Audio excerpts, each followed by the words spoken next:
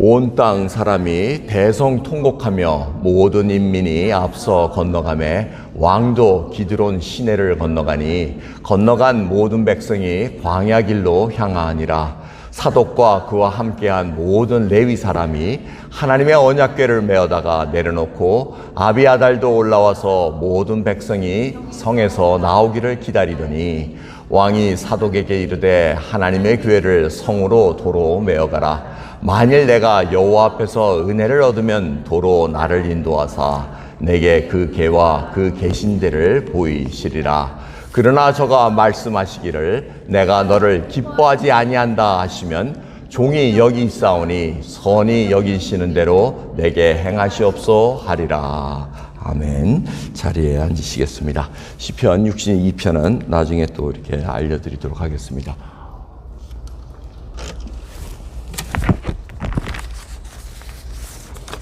오늘은 제가 이렇게 원고까지 이렇게 가져왔습니다. 와가지고 저쪽하고 이제 보조를 맞춰야 되니까 여러분 혹시 좀 이상하더라도 이 구어체와 문어체는 완전히 틀려가지고 이 파일럿 테스팅이니까 좀 양해 부탁드립니다. 오늘 말씀은 다윗 왕이 예루살렘을 도피하는 그런 사건을 기술하고 있습니다. 그 이유는 자기의 셋째 아들 압살롬이라는 자가 반역을 일으켰기 때문에 그렇습니다. 근데 압살롬이 왜 반역을 일으켰습니까? 여러분들이 그 역사적인 배경을 쭉 알면은 이제 이런 얘기가 나옵니다. 이 이복형 암논이라는 형이 있었습니다. 다윗의 첫째 아들입니다. 그런데 이 암논이 압살롬의 누이 동생을 겁탈합니다. 이런 사건이 이렇게 터지면서 압살롬이 분을 품고 있다가 죽여버립니다. 그리고는 압살롬이 먼 나라로 도망을 갑니다. 그리고는 사람들이 옆에서 압살롬이 이제 왕위를 계승해야 되니까 빨리 다윗 왕이시오 용서하시고 불러드리십시오 이렇게 해서 마지못해서 불러드립니다. 이런 상황 속에서 지금 압살롬이 예루살렘에 와가지고 백성들의 마음을 훔칩니다. 그리고 딱 권위를 찬탈하기 위해서 쿠데타를 일으키는 장면이 오늘 본문 말씀의 뒷배경입니다. 그런데 이보다 더 뒤로 들어가야 됩니다. 무엇 때문에 이런 일이 일어났는가? 그건 바로 욕심이 잉태를 낳고 죄를 낳고 죄가 장성한 즉 사망을 낳으니라는 이 말씀이 야고보서 1장 15절에 있습니다. 바로 다윗이 자신이 행했던 그 밧세바와의 그 간음으로 인해서 그러한 일들이 쭉 연결되는 것을 우리가 볼 수가 있습니다. 하지만 이 일이 하나님께서 계속해서 인도해 주시는 그 과정 속에서 일어나는 것을 우리가 잊지 말아야 됩니다. 압살롬이 권좌를 찬탈했을 때 다윗이 급히 정말 맨발로 자기 신하들과 기드론 골짜기를 건너갑니다. 오늘 이 기드론 골짜기라는 것이 키포인트입니다. 이 기드론 골짜기는 구약의 쭉 역사를 읽어보면 우상을 태우는 곳입니다. 요시야 왕도 종교 개혁을 했을 때 이 우상을 가져와가지고 다 태우는 곳입니다. 그리고 현재는 공동묘지가 있는 곳입니다. 유대교, 이슬람교, 기독교 이 공동묘지들이 지금 그 기드론 골짜기 속에 다 들어가 있습니다. 이 기드론 골짜기를 볼 것 같으면 예루살렘 성이라는 곳은 400m 고지입니다. 굉장히 높은 그러한 성이고 그 다음에 기드론 골짜기는 마이너스 120m 까지 내려가는 수면보다 밑에 있는 그러한 골짜기입니다. 그래서 지금 단면들을 이렇게 잘라보면은 기드론 골짜기가 바로 여기 있습니다. 그리고 예루살렘 성은 요 위에 있습니다. 산 위에 있기 때문에 천의 요새로 알려져 있습니다. 자, 이런 상황 속에서 보시면은 잘 보실지 모르지만 또 위에서 쳐다보면 기드론 골짜기를 건너면 겟세마네 동산이 있고 감람산이 있습니다. 우리가 뒤에 읽은 그곳이 바로 기드론 골짜기를 건너가야지만 나올 수 있는 곳입니다. 그래서 현재 이 모습이 바로 여기 있습니다. 예루살렘 성전과 바로 이 사이가 기드론 골짜기로 알려져 있습니다. 자, 이러한 상황 속에서 예수님께서도 제자들과 마지막 성찬을 하신 후에 기드론 골짜기를 건너셔서 신의 저편으로 가셨다고 요한복음 18장 1절에 기록하고 있습니다. 다른 복음서는 기드론 골짜기를 얘기하지 않습니다. 사도 요한만큼은 이 기드론이라는 단어를 사용하시면서 기드론 시내 저편으로 가셔서 겟세마네 동산에서 기도하신 걸로 되어 있습니다. 이 기드론 골짜기의 양면성을 우리가 알아야 됩니다. 기드론 그 자체의 뜻은 암흑이라는 뜻을 갖고 있습니다. 하지만 또 반대 의미로 백향목의 시내라는 뜻까지 갖고 있습니다. 그 얘기는 바로 골짜기에 백향목들이 잘 자라고 있기 때문에 그런 이름을 지어준 것 같습니다. 근데 이 기드론 골짜기를 거닐 때 암흑과 같은 곳입니다. 정말 죽을 것 같은 곳인데 죽을 각오로 건너갔을 때 결과가 달리 나타날 수가 있다는 것입니다. 암흑의 침묵 속에 들어갈 수가 있고 백향목으로 나올 수 있다는 것입니다. 그 차이를 바로 다윗의 여정을 통해서 우리가 바라볼 수 있다는 것입니다. 이 백향목으로 나왔다는 것은 죽을 줄 알고 건너갔는데 살아서 나왔다는 겁니다. 더 풍성한 은혜를 받고 나온 그러한 골짜기라는 것을 우리가 기억해야 된다는 것입니다. 예수님도 이 기드론 골짜기를 건너가실 때 죽을 각오로 건너가셨습니다. 그리고 겟세마네에서 아버지의 뜻을 간구하며 기도하셨습니다. 붙잡혀서 다시 예루살렘 성으로 기드론 골짜기를 또 올라가십니다. 그리고 죽기 위해서 또 기드론 골짜기를 또 건너가셔야 되는 그런 과정을 겪으셨습니다. 하지만 예수님 그 믿음의 여정을 통해서 우리가 볼 수 있는 것은 바로 백향목과 같은 구원의 자로서 우뚝 서신 것을 우리가 경험하고 볼 수 있다는 것입니다. 다윗도 마찬가지고 반면에 압살롬은 기드론 골짜기를 건너가서 자기 아버지를 죽이러 갔으나 결국은 자기가 그 골짜기에 무덤을 파고 죽을 수밖에 없는 묘비를 세울 수 있는 그 상황, 암흑에 들어갈 수밖에 없었다는 것입니다. 자, 과연 왜 이런 차이가 있었습니까? 어떤 믿음으로 이 기드론 골짜기를 건너갔기에 누구는 백향목으로 나올 수 있고 누구는 죽음과 암흑에 처해 있을 수 있었습니까? 과연 나의 기드론은 지금 어떻습니까? 라고 묻습니다. 여러분, 이 기드론 골짜기를 건널 때 정말 하나님과 함께 해야 된다는 다윗의 고백을 들어보셔야 됩니다. 다윗이 도망갈 때 언약궤 앞에서 이런 고백을 합니다. 25절 26절의 말씀입니다. 왕이 사독에게 이르되 하나님의 궤를 성으로 도로 메어가라. 만일 내가 여호와 앞에서 은혜를 얻으면 도로 나를 인도하사 내게 그 궤와 그 계신 데를 보이시리라. 그러나 저가 말씀하시기를 내가 너를 기뻐하지 아니한다 하시면 종이 여기 있사오니 선히 여기시는 대로 내게 행하시옵소서 하리라 하고 말씀합니다. 하나님의 은혜의 모든 것을 맡기고 기드론 골짜기를 걷는 하나님을 향한 믿음의 고백인 것입니다. 다윗은 알고 있었습니다. 하나님이라는 그분은 내가 마음대로 부리는 신이 아니라는 것입니다. 언약궤는 하나님의 임재를 상징합니다.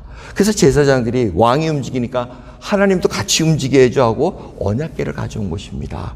근데 다윗은 아니다. 하나님은 예루살렘 성전에 계셔야 되기 때문에 예루살렘 성에 계시게 하고 내가 그렇게 하나님을 막 왔다 갔다 이렇게 하는 것이 아니고 내가 하나님의 임재 속에 들어가야 된다 하고 이렇게 얘기합니다. 그리고 하나님께서 은혜를 베풀어 주시면 내가 다시 올 것이요.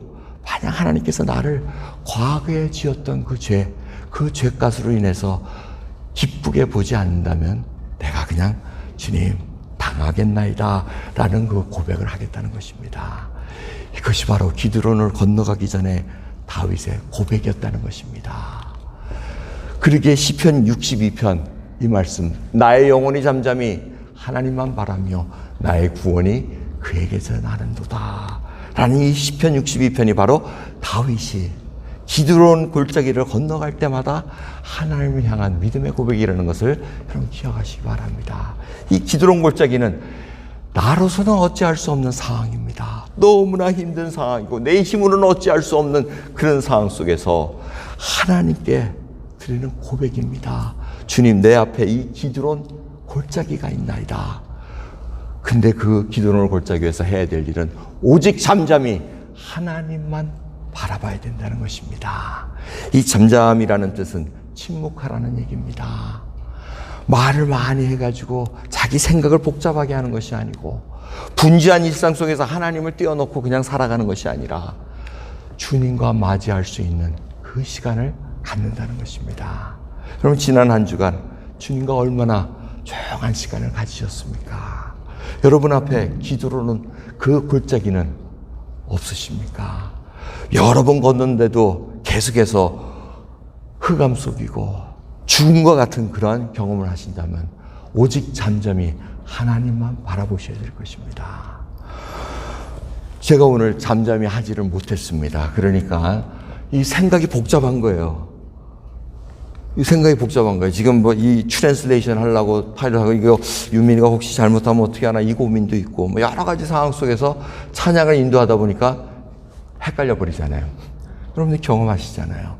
잠잠해야 되는데 하나님만 바라봐야 되는 그 믿음으로 서야 되는데 너무나 복잡한 것이 많으니까 회개합니다. 여러분께 죄송합니다. 하지만 이제 하나님 잠잠히 바라보기를 원합니다. 그리고 하나님 이 예배를 통해서 백향목과 같은 시내가 넘치는 그러한 은혜의 시간을 보여주시기를 간절히 바라고 원하는 것입니다. 그럼 잠잠히 하나님만 바라본다는 것은 나의 계획과 나의 노력을 내려놓는다는 것입니다. 포기하는 것하고 틀립니다. 다 내려놓고 나는 하는 게 없어 이런 게 아닙니다. 기대감을 가지고 하나님 앞에 하시는 일, 나의 노력과 이 계획은 아무 소용이 없는구나. 이걸 철저하게 하나님께 고백드리는 것입니다. 모세가 이러한 고백을 출애굽기 14장 13절부터 14절에 말씀을 전하십니다. 모세가 백성에게 이르되 너희는 두려워하고 가만히 서서 여호와께서 오늘날 너희를 위하여 행하시는 구원을 보라. 너희가 오늘 본 애굽 사람을 또 다시는 영원히 보지 못하리라. 여호와께서 너희를 위하여 싸우시리니 너희는 가만히 있을지어다. 여러분 잠잠히 가만히 있으라는 얘기를 2번이나 반복합니다. 이 얘기를 왜 합니까? 이들이 홍해 앞에 가로막혀 있고 뒤에서는 애굽 병사들이 쳐들어올 때 얼마나 놀랬겠습니까? 그냥 막 불평하고 얼마나 우왕좌왕했겠습니까? 그런데 그런 상황 속에서 하나님께서 모세에게 명령합니다. 모세에게 하나님께서 잠잠히 세워라 하고 말씀하십니다. 그 얘기를 전합니다. 가만히 서서 하나님께서 오늘날 너희를 위해 행하는 구원을 보라 하고 말씀하십니다. 하나님이 구원이시기 때문에 이 말씀을 하실 수 있다는 것입니다. 여러분 저희가 가만히 있습니까? 정말 하나님 앞에 잠잠한 털이 깎이는 어린 양과 같은 그런 모습으로 서 있습니까? 오늘 주님께서 그 말씀을 저희들에게 전하고 계십니다. 그래서 마지막으로 시편 62편의 2절 말씀을 보면 오직 하나님만이 나의 반석이시오 나의 구원이시오 나의 산성이시니라 하고 고백하고 있습니다. 여기서 얘기하는 반석은 큰 바위 덩어리입니다. 바위 덩어리면서도 아주 높은 절벽을 의미하고 있습니다. 그 절벽은 사람들이 넘볼 수가 없습니다. 올라갈 수가 없습니다. 안전한 곳이라는 것을 의미하고 있습니다. 그리고 나의 산성이라는 것은 누구도 침범할 수 없는 아주 강한 요새라는 것을 뜻하고 있습니다. 하나님만이 나의 구원이시고 반석이시고 산성이라는 것을 고백할 수 있는 이 믿음이 바로 다윗으로 하여금 기드론을 건너가서 백향목으로 나올 수 있는 결과를 낳게 했습니다. 오늘 여러분 믿음의 고백으로 할 수 있는 것, 우리 앞에 분명히 기드론 골짜기가 놓여져 있고 건너가고 있습니다.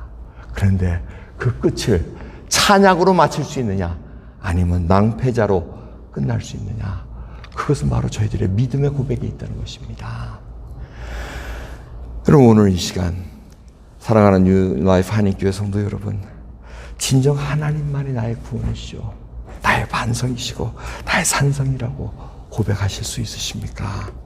우리 인생에서 기드론 골짜기를 건너갈 때 죽을 것 같은데 하나님의 은혜로 살아나지 않으셨습니까? 그 은혜가 너무나 벅찬 것입니다. 그래서 저희로 하여금 다른 기드론 골짜기가 있을 때 하나님만 바라보는 잠잠한 영혼으로 건너갈 수 있다는 것입니다. 인간관계 속에서 저 인간 만나서 내가 감당할 수 있을까? 이런 상황 속에서 내가 감당할 수 있을까? 그 하나하나가 다 우리의 기드론 골짜기입니다.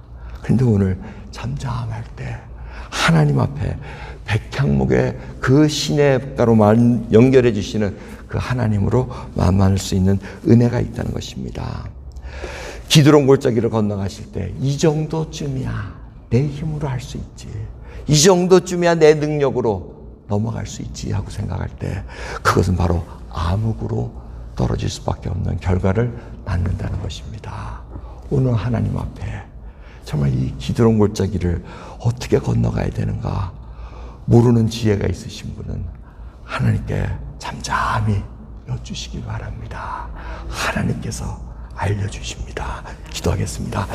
하나님 감사합니다. 오늘도 이 말씀 속에서 정말 우리가 인생 살아가는 데 있어서 얼마나 암담한 일들을 만납니까?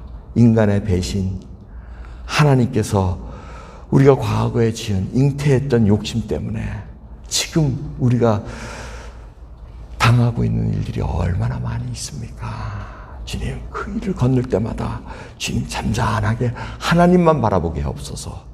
주를 사랑하는 믿음의 고백이 기드론 골짜기를 건널 때 이제는 백향목과 같은 놀라운 아름다리 나무의 그 믿음의 신앙인으로 드러날 수 있도록 은혜 베풀어 주시옵소서. 오늘 이 시간 참석한 권속들 한 분 한 분 하나님의 자녀입니다. 구원 베풀어 주신 하나님의 놀라운 제사장 같은 백성, 제사장 같은 자녀입니다. 왕 같은 제사장들입니다. 주님께서 붙들어 주셔서 잘 감당하게 해주시옵소서. 감사드리며 우리 예수 그리스도의 이름으로 기도드리옵나이다. 아멘.